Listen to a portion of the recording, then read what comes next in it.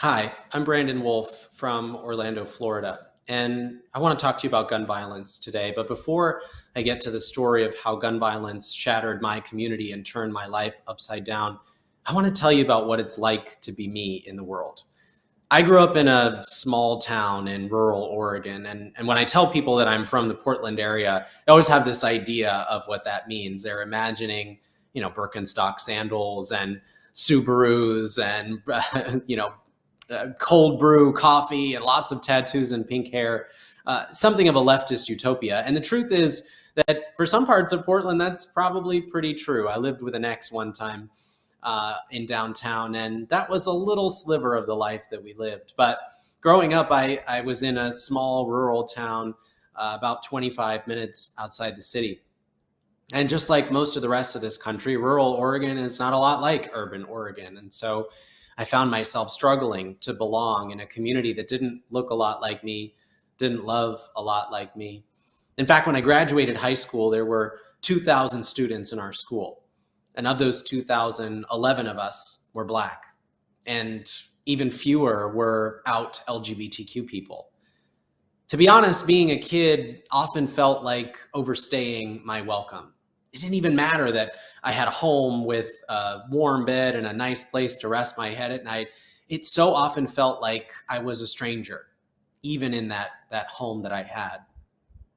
And so I did everything that people told me to do to try to fit in. I got straight A's. I joined every club in school. I was the best little boy in the world because I truly believed that if I could just do enough, if I could just be enough, then maybe I would make up for the day when I finally learned how to be myself at the same time. That if I just got good enough grades, that if I just took enough AP classes, that if I learned to excel at everything that I did, that people would forgive me when I finally came out of the closet or when they realized that I didn't have the same skin color as they did.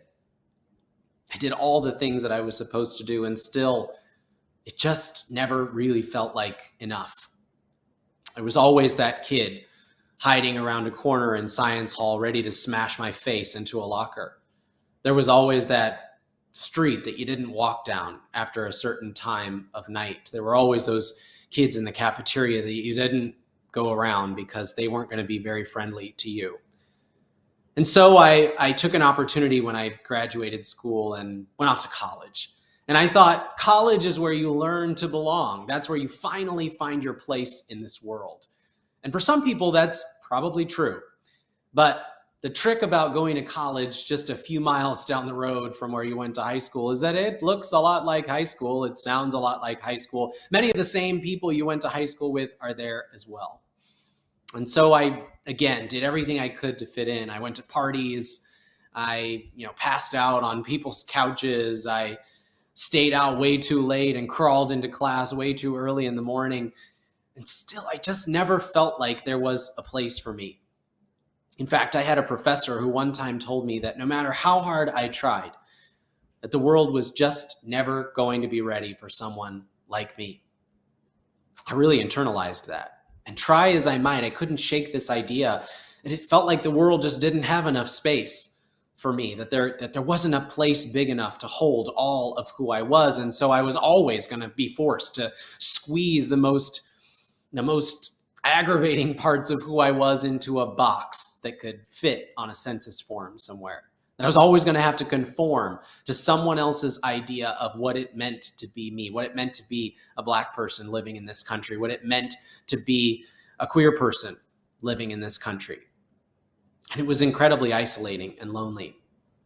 I had a roommate at that time who didn't know it at the time, but he changed my worldview of what it meant to belong. He was different. They called him weird, but the truth is, he was really rock solid in who he was. He knew exactly the kind of person he wanted to be. He understood what he was passionate about. He knew why he took the classes he did and stood outside in the pouring down rain with a megaphone shouting about climate change and other things. He knew why he did those things because he was passionate and rock solid in his values. And while I joined in oftentimes calling him names and making fun of him, deep down I envied him because I wanted to live a life where I could just be myself and feel like I had a place in the world too. I had a job part-time at Starbucks at that time, and I was sitting in the back room one day eating a bagel that I had taken off the rack. It was probably 2 days past its past due date, but it was all I had. There was no food in the cupboard back home. And so as I scarfed down this little, probably half moldy bagel, a supervisor came in the back room and handed me a copy of the school newspaper. She said, "I thought of you when I saw this."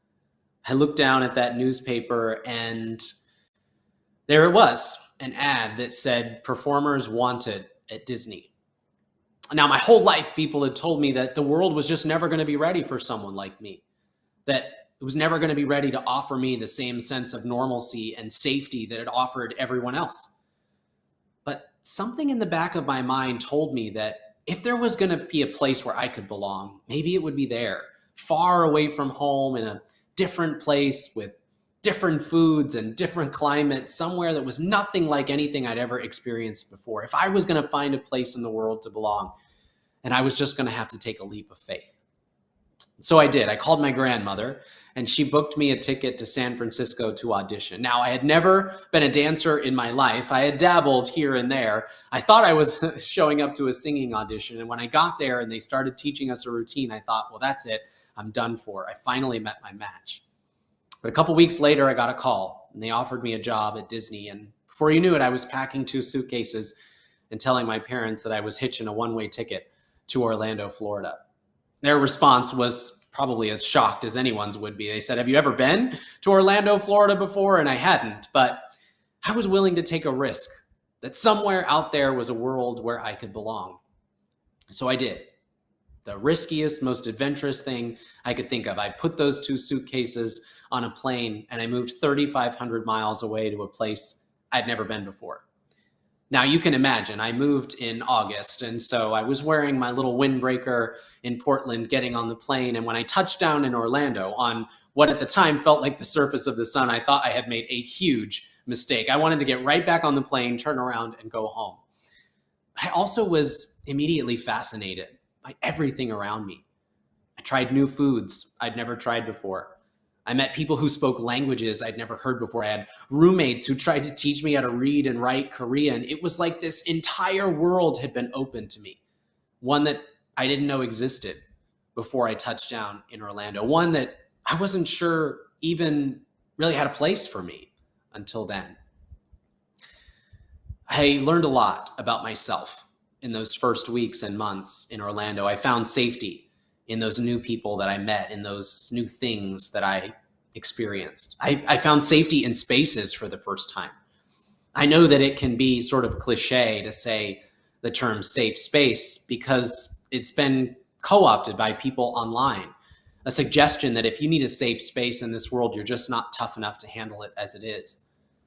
But the truth is that safe spaces are lifelines for people like me. Because growing up, home wasn't always very safe. School was not always very safe. Church was certainly not a safe space. The safe spaces that we had were the ones we carved out for one another. They were the tiny corner in a kitchen next to the island where we could whisper secrets to one another. They were, the dinner tables where we could mumble something about that person we had a crush on at school and not be worried that we'd be overheard. And safe spaces were the ones like bars and nightclubs, where you first learn to just be yourself without being afraid. Pulse nightclub was one of those spaces for me. It's one of the first places I ever went and held hands with someone I had a crush on without looking over my shoulder first. It's one of the first places I ever wore my skinniest pair of jeans without being afraid of what someone might call me. Pulse was a quintessentially safe space for people like me. For so many people in our community, it was the first place they went where they could really just be themselves. I also found safety in community for the first time, in chosen family. I didn't know what that term meant until 2014 when I met my best friend, Drew. And I can still remember the first day we met like it was yesterday. We met on a half-blind date. Well, half-blind because like any good millennial, I had Instagram stalked him beforehand convinced that he was my future husband. I picked out names for our children, decided who was going to take whose last name. And in my stalking on Instagram, I noticed that we had a mutual friend who was liking all of his posts. And so I went out on a limb, another risky, adventurous move for myself, and I asked if that person would be willing to set us up on a date. He agreed. And so we got to the big day. I was going to meet Drew for the first time. Now, you should also know that I'm very inherently an introverted person. It takes me a lot to work up to one-on-one interpersonal situations. And so you can imagine the day that I finally met Drew, my future husband, I thought at the time. And I was standing in front of this full-length mirror in my bedroom and hyping myself up for the night. I said, okay, he's going to ask you what your favorite color is. The answer is green. He's going to ask you what your favorite food is. The answer is Mexican food. And I was feeling like I was perfectly pumped for this evening that I was about to have. I got in the car. I drove to the restaurant. He chose P.F. Chang's, which was a terrible decision. I did not like Chinese food at the time. I've come around on that. But as I approached the front door of the restaurant, I could see his silhouette inside holding a martini glass. And he looked almost exactly like I imagined him. I opened the big heavy doors. I stepped inside, sat down next to him, and I ordered a martini of my own.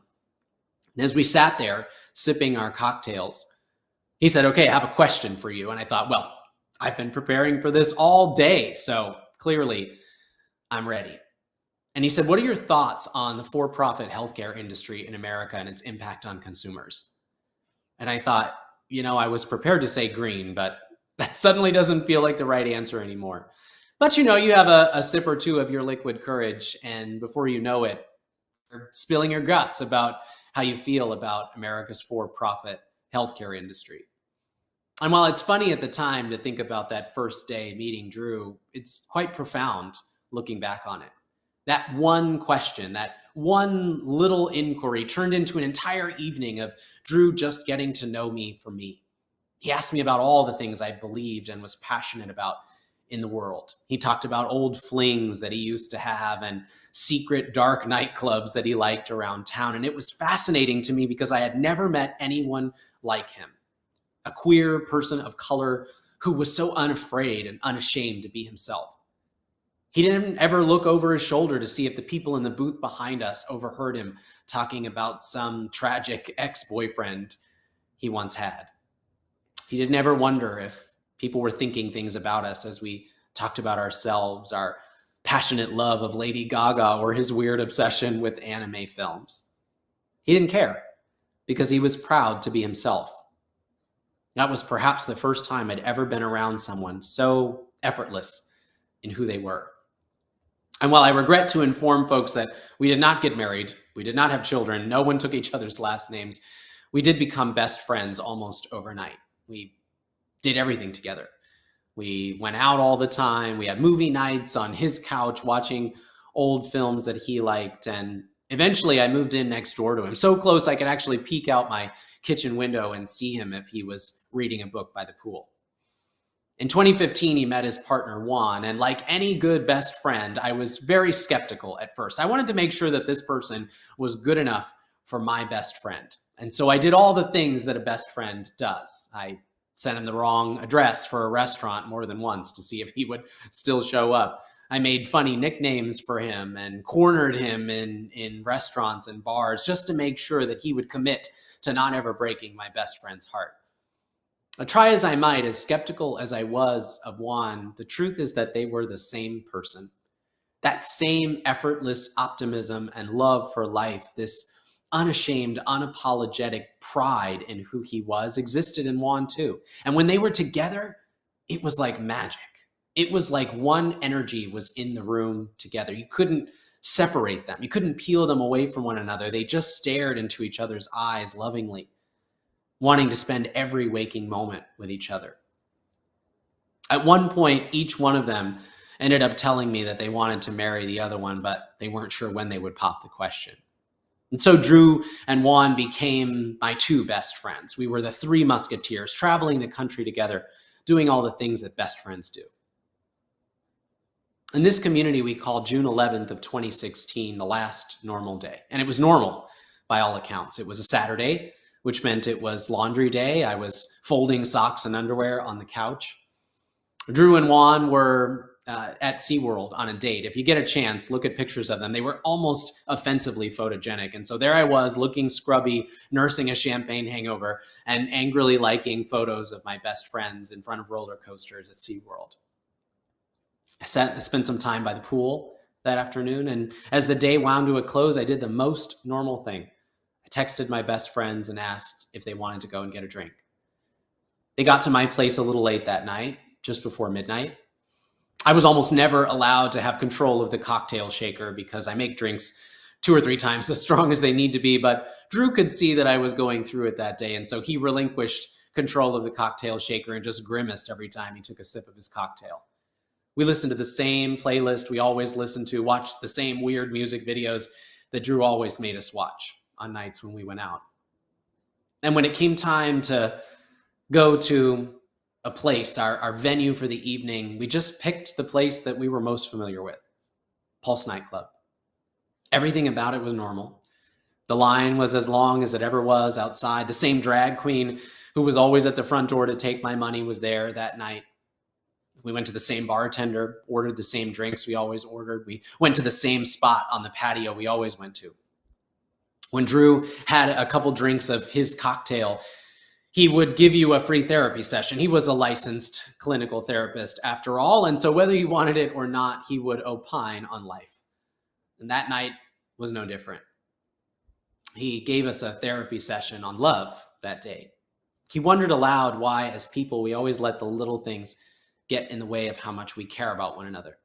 He wondered why it is that we don't focus on what makes us similar instead of what makes us so different. He had these long, gangly arms, and when he would come in for a landing on a point, maybe he was holding himself up after one too many, I can't quite remember, he would drape one over your shoulder and bring it home. That night he draped an arm over my shoulder and he said, "You know what I wish we did more often? Is tell each other that we love each other." It was not long after that the most normal night of my life became the extraordinary tragedy that everyone has come to know Orlando for. Just after 2 o'clock in the morning, I was in a bathroom washing my hands. I can remember the painted faces of drag queens on a poster above the urinal. I can remember this plastic cup with a half-empty drink sitting on the edge looking like it might fall off. I remember how cold the water was from the faucet. Rushed into the bathroom with us. I remember the looks on their faces, that as if they had seen the purest form of evil. I remember huddling against the wall, the girl behind me trying so hard not to scream that I could feel her shaking behind me. I remember this debate about whether we should run or hide and locking arms with this dozen people, making a break for it. I remember a sliver of light in the back of the club from a door that I never knew existed. I remember willing myself to put one foot in front of the other, trying desperately not to look left into the dance floor because I knew that whatever I saw in there, I would never be able to forget. I remember wondering halfway through the room why I didn't get a chance to say goodbye to my parents, because I just knew that I would be dying in there that night. I remember the door flinging open, the night air, the screams, there was blood, there was gunfire, but there was relief because I had done it. I had done the impossible. I had escaped with my life. And I remember how fleeting that sense of relief was when I realized that in normal fashion, my best friends, Drew and Juan, were wrapped in each other's arms underneath a disco ball, right in that man's line of fire. On June 12th of 2016, a gunman walked into Pulse nightclub armed with a Sig Sauer MCX, and he opened fire. He fired 110 rounds from that assault rifle into a dark nightclub, the safest space I knew. Those rounds killed 49 mostly LGBTQ people of color, our neighbors, our family members, our friends. Drew and Juan were among those 49. They took 19 rounds between the two of them. One died in an ambulance on the way to the hospital, and the other never made it off the dance floor. That's the cost of militarized hatred in this country. They're not just numbers.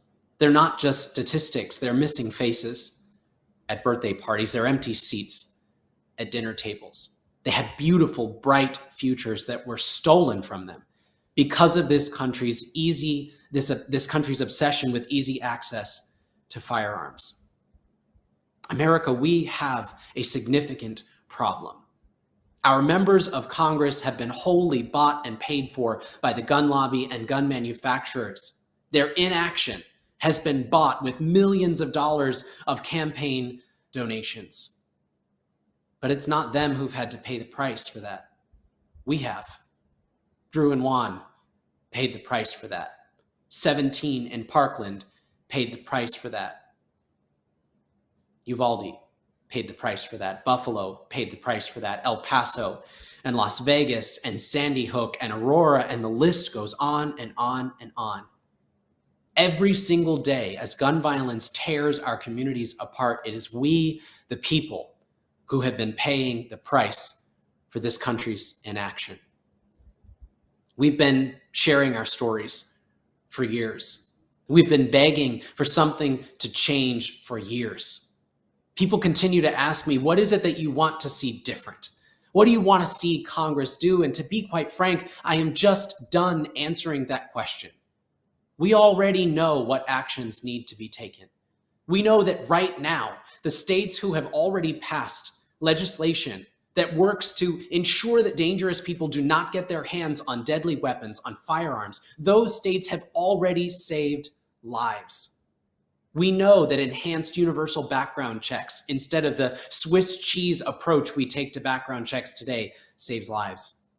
We know that comprehensive extreme risk protection orders save lives. We know that safe storage laws save lives. We know that community violence intervention programs save lives. We know what to do today to save the lives of the people we love most. What we need is the courage from our political leaders to do it.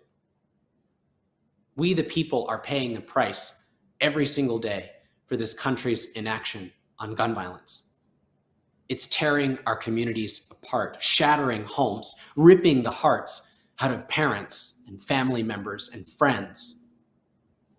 We are paying that price, but it doesn't have to be this way anymore. We have an opportunity right now for members of Congress to say enough is enough. We have an opportunity right now for this country to look in the eyes of those families in Uvalde and say, this time it will be different. I don't find it political for us to look at 19 tiny body bags and 2 more for teachers and say, that's unacceptable in this country. We can do better than that. I don't find it political to say that our experiment with guns on every street corner, giving them to whoever wants one, that has failed. I don't find it political to say that out loud. I don't find it political to find the courage to tell the next generation that we want to send them to school to learn math and reading and science, not how to hide underneath their desks or equip themselves with a bulletproof backpack for the day, the inevitable day, that a mass shooter walks through the door. I do find it political for us to look at our circumstance, for us to look at over 100 people killed every single day, for us to look at the numbers that tell us that gun-related injuries are now the #1 cause of death for American children. I find it political for us to look at that data and say there is nothing that can be done. That time and time again, we are going to choose the profits of gun manufacturers and the gun lobby over the lives of our children. So I'm urging Congress, please take action. Don't let it be another community torn apart. Don't let it be another family having to bury their child too soon. Don't let it be another community sending grandma and grandpa to the grocery store only to see them come out in a body bag. We deserve so much better than this. 6 days after the shooting at Pulse, we had a funeral service for my best friend. His mom asked me to be a pallbearer that day. And as I was helping to push his casket down the aisle, I found myself gripping the side so tightly that I thought my fingers might fall off. In reflecting, it's because I didn't want to let go of Drew until I'd found the right words to say goodbye. When we got to the front of the church, I looked down at his casket and I made him a promise. I said I would never stop fighting for a world that he would be proud of. That's not just a world that Drew would be proud of.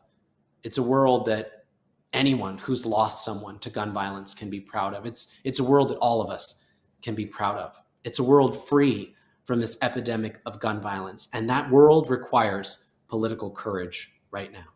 Thank you.